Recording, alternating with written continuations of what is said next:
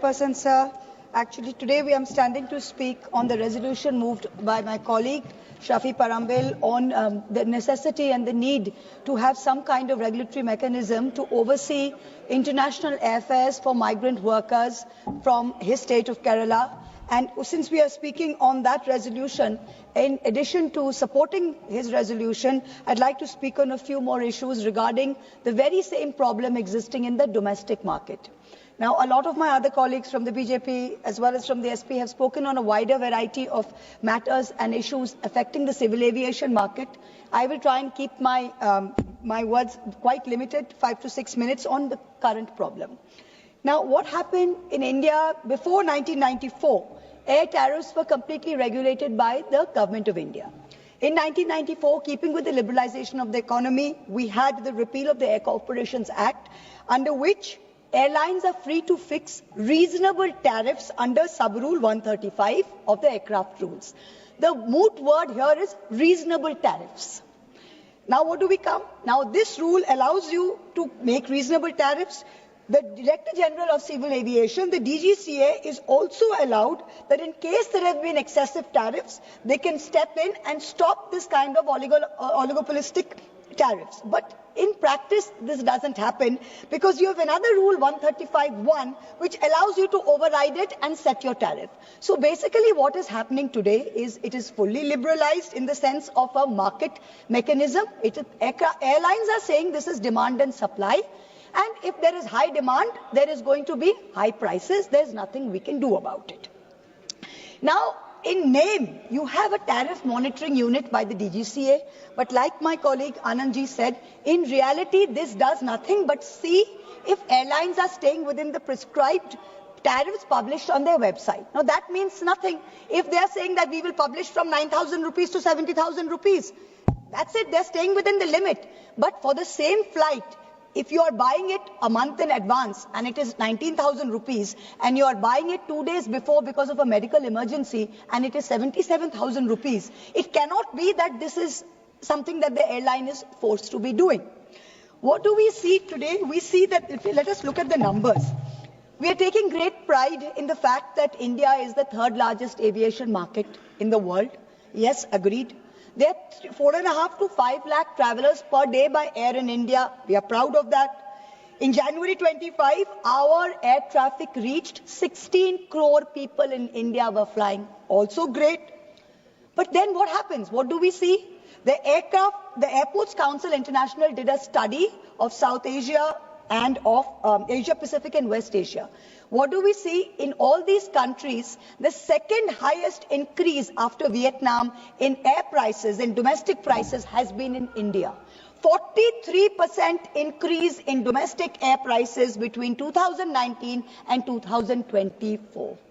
Now, this is something, in addition to the international pricing that affects migrant workers from all our states, the domestic market must also be looked at with exactly the same issue. Now, India is a country of many festivals.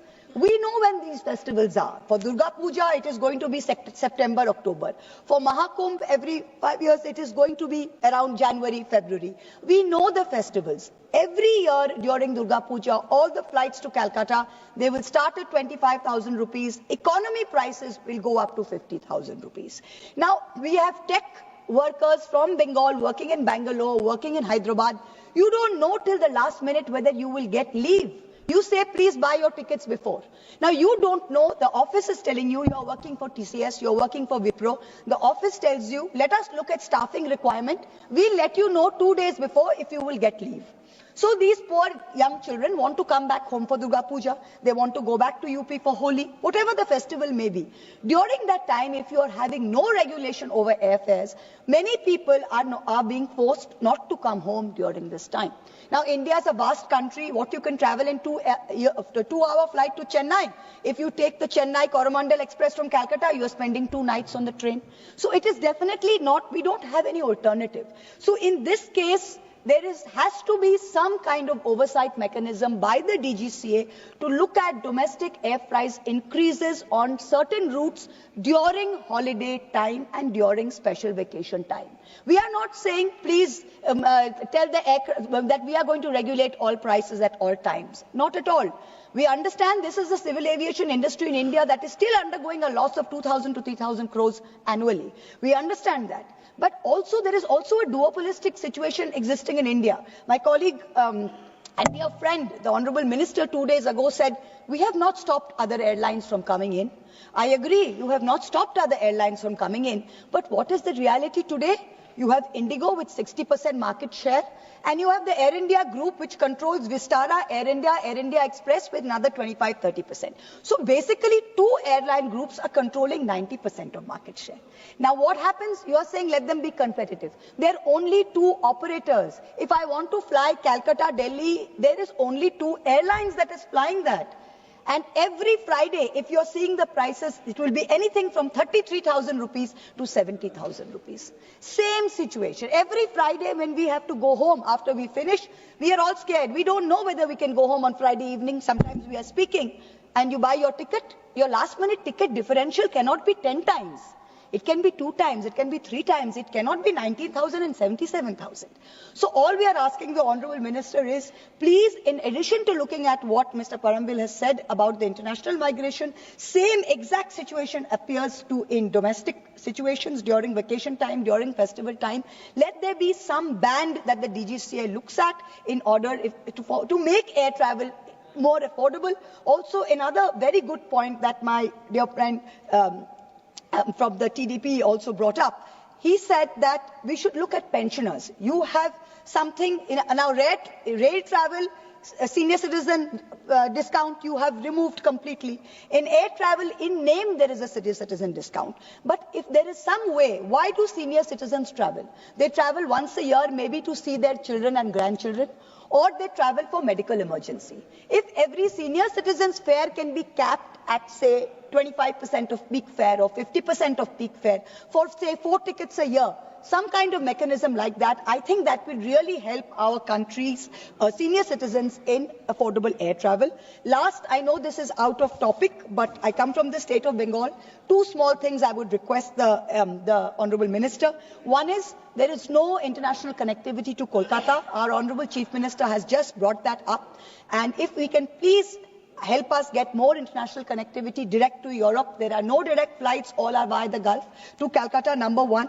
Second thing is, Bagdogra is the only airport serving all of North Bengal. You have taken on an ambitious project to expand the runway and to make it a larger airport. But please, could we have that also as an international hub so we can serve Bhutan, Nepal and Southeast Asia from Bagdogra just as well as we serve it from Calcutta. Third thing, Cooch Behar Airport is currently not functional. If we can just have the repair works on that expedited, I'd be very grateful. Again, thank you very much for your time. Thank you very much. Thank you.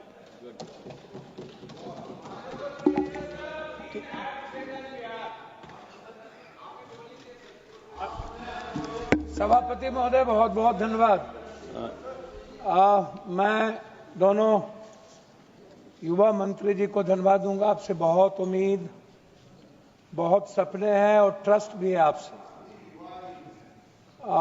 दोनों युवा हैं, बहुत विश्वास भी है इस देश के 150 करोड़ लोगों को आपके प्रति। आपकी नीयत भी अच्छी है और आपकी नीति भी अच्छी है। सभापति जी कुछ कहें आपसे? बस आप किसी के दबाव में मत आइएगा, एलाइज के दबाव में मत आइएगा। मेरा आग्रह है कि एक ही मुर्गी को कितने जगह जब्बे करिएगा। और दूसरा आग्रह है, 1 नेशन 1 टैक्स। जब आप सबसे पहले सीना ठोक के बोले कि मैं दुनिया में जनता पर एक टैक्स के अलावे दूसरा कोई टैक्स नहीं होने दूंगा, तो मैं पूछना चाहता हूं आपसे, इन्होंने हम सब क्या यहां पूंजीपति या एयरलाइंस की दलाली के लिए बैठे हैं या जनता के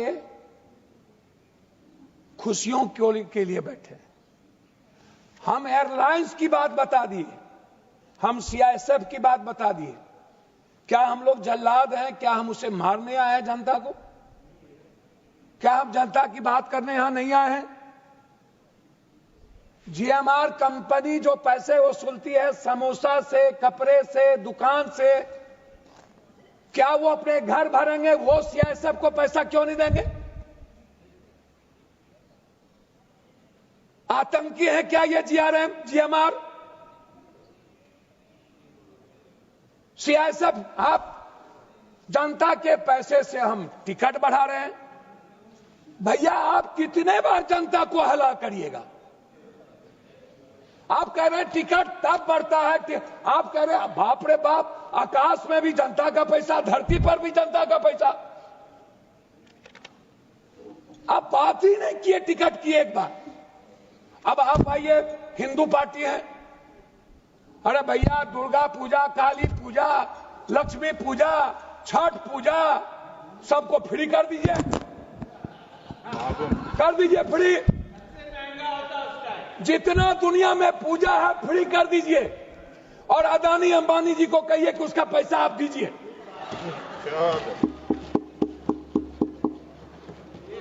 सब पूजा फ्री,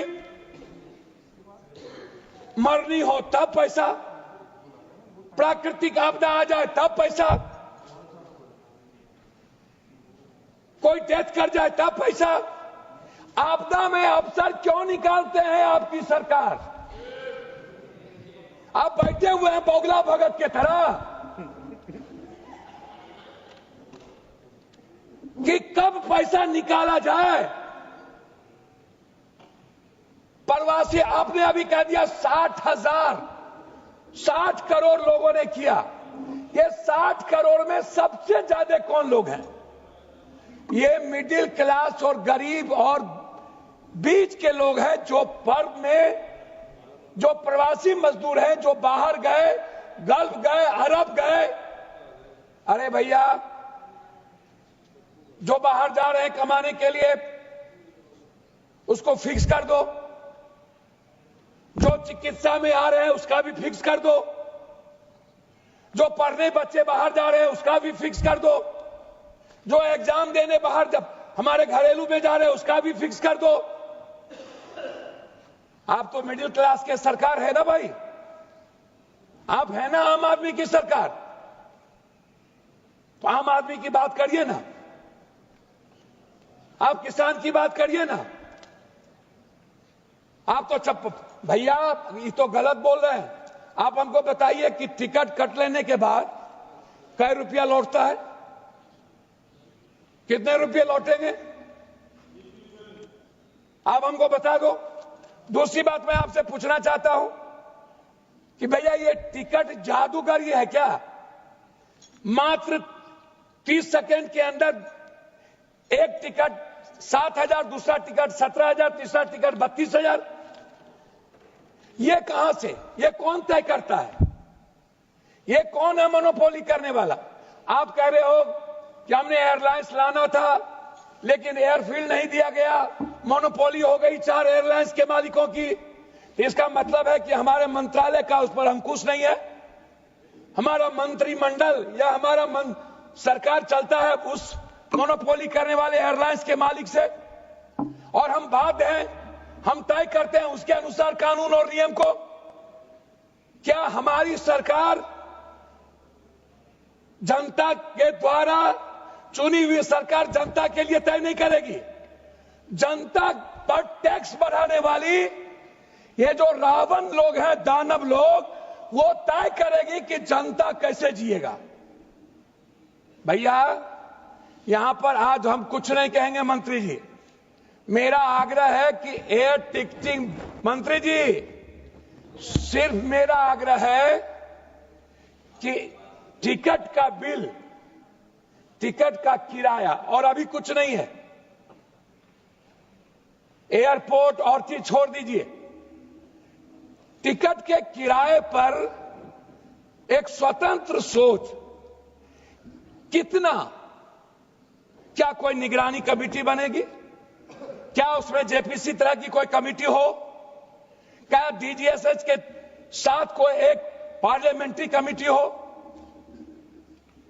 क्या, कितना, हद तक कितना, 11,000, 9,000, 12,000, 13,000 या 35,000 या 40,000?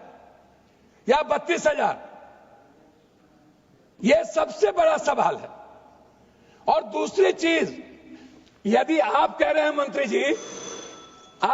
जी कह रहे हैं कि जब कोई पर्व या कोई इस तरह के सर्कमस्टांसेस नहीं होते हैं तो 180 सीट है प्लेन में, 180 सीट का है ना टिकट कटेगा। टिकट कम कटे या टिकट ज्यादा कटे, तो आप हमको एक बात बताइए, ये 200 तो सीट आ नहीं गया, तो भैया फिर 32,000 या 40,000 सर्कमस्टांसेस कैसे तय हो जाएगा? ये कौन सी परिस्थितियां हैं? पांचवा, आप अंत में मैं 2 बात कहना चाहूंगा। मंत्री महोदय, बिहार में एक भी अंतर्राष्ट्रीय एयरपोर्ट नहीं। बोध गया है बहुत कम स्थिति रहती है और समय के अनुसार। जी आराम से, बहुत जोश में, आराम से। जी धन्यवाद सर। तेजी में हो नहीं है। क्या है, मेरा आग्रह है, गोपाल जी आपको इतने ध्यान से सुन रहे तो आप तेजी और बढ़ रही है। नहीं धन्यवाद सर, धन्यवाद। आपका स्नेह आशीर्वाद बना रहे सर, असीम कृपा रहे सर, और भीतर से रहे, ऊपर से नहीं रहे सर। तो मेरा बस अंतिम आग्रह है आपसे कि पटना को अंतर्राष्ट्रीय एयरपोर्ट कोई भी, बाहर बगल में नेपाल है, श्रीलंका है, बांग्लादेश है, जापान अनडेवलप्ड कंट्री है। अब जैसे अरब जाते हैं, हमारे यहां से ज्यादा गल्फ जाते हैं, तो अरब और गल्फ जाने के लिए अंतर्राष्ट्रीय प्लेन की शुरुआत की जाए। 28 जिला बौद्धिस्ट है, उसकी भी शुरुआत हो हमारे यहां। अब तो सीता की धरती हमारे लिए, हमारे अमित शाह जी ने कहा कि सीता बनेगा, तो उसका भी देखिए सीतामढ़ी में एक, सीतामढ़ी को डेवलप करने के लिए हो। अब कितना कब बनेगा मुझे नहीं पता। पूर्णिया को जल्दी से आप उद्घाटन कर दें, मेरे ख्याल से सितंबर में पूर्णिया का यदि उद्घाटन कर देंगे तो असीम कृपा होगी। अंत में आग्रह करूंगा माननीय अध्यक्ष महोदय जी, अब आपको सर, आपका ननिहाल है, हम आपके ममेरा भाई हैं, लेकिन आप ध्यान नहीं देते हैं हम पर, आप गड़बड़ आदमी हैं, तो आप भीतर से सही रहिए। हम आपका सब जानते हैं, दोनों भाई एक दूसरे को जानते हैं, इसलिए सही रहिए। तो इसीलिए मेरा आग्रह है माननीय मंत्री जी, जेएमआर के जितने एयरपोर्ट है उसके समोसे उनको थोड़ा कम करिए, सब्जी तब्जी को थोड़ा कम करिए, और खरीदारी चाउमीन भी नहीं खा पाते हैं और कोल्ड कॉफी भी हम नहीं पी पाते हैं। बड़ा दिक्कत है, एक कोल्ड कॉफी 700 रुपया में मिलता है, 600 रुपया। तो इसीलिए अब सिर्फ इतना कहेंगे कि जो प्रवासी मजदूर है, जो चिकित्सक हैं, जो हमारे बुजुर्ग माँ बाप हैं, जो किसी न किसी परिस्थितियों में जाते हैं, और जब भी कोई सामाजिक धार्मिक पर्व हो, और जब भी कोई साइक्लोन या कोई नेचुरल डिजास्टर आता हो, उस वक्त ये लोग अत्यधिक शोषण करते हैं आम आदमी का। आप निश्चित रूप से कंट्रोलिंग पावर, मुझे बहुत कुछ कहना था लेकिन यही काफी है। आपसे सिर्फ इतना आग्रह है कि आम आदमी जो हमारी सरकार सोचती है, मैं आलोचना नहीं कर रहा हूं, सभी लोग यही सोचते हैं, बात बोलते हैं लेकिन कथनी करनी में फर्क है। आम आदमी को कैसे हम लोग बहुत अच्छे तरीके से जीने का, उसको मुस्कुराने का रास्ता दें, उसको हम लोग जब्बे ना करें और उस पर टैक्स का आक्रमण ना करें, सभी तरह के टैक्स से जनता को ना देखें। इन बातों के साथ आपसे आग्रह है कि बहुत उम्मीद है कि आप अंत में 32,000 पायलट की जो कमी है, आपसे आग्रह है कि एक मिनिमाइज कर दीजिए कि हम कितने में, बहुत कम मात्रा में भारत के बच्चों को पायलट बनाएंगे, तो आप एक फिक्स करिए ताकि हमारे बच्चों की प्रतिभा आपकी तरफ जाए और एक अच्छे पायलट की व्यवस्था के साथ हम दुनिया के प्रतिभा में आगे जाएं। अब जबकि हम हैं, हमारे पास इकोनॉमी भी है, हम प्रतिस्पर्धा में आगे भी हैं और 150 करोड़ की आबादी है, इसीलिए हमसे बहुत उम्मीद है। बहुत बहुत धन्यवाद। प्रणति शिंदे। सर धन्यवाद, आपने मुझे इस प्राइवेट मेंबर्स रेजोल्यूशन पे बोलने का अवसर दिया। सर दोनों मंत्री यंग है, डायनामिक है और अभिमान है कि हम उनमें से जो MOS है वो महाराष्ट्र से आते हैं। सर मैं ज्यादा वक्त नहीं लूंगी, मैं थोड़ा स्कोप के बाहर जाना चाहती हूँ। टैरिफ्स के बारे में सभी लोगों ने काफी कुछ कहा है। मैं मेरे क्षेत्र को लेके कोई 2 इश्यूज है। मैं बहुत बार मिनिस्टर्स को दोनों को मिल चुकी हूँ, लेकिन अभी तक जो मिलना चाहिए था मेरे शोलापुर के लिए वो प्राप्त नहीं हुआ है। तो मैं गुजारिश करती हूँ कि आप कृपया इसके ऊपर ध्यान दें और मेरे सिर्फ 2 मांगे हैं वो इस साल की आखिर तक पूरे करें।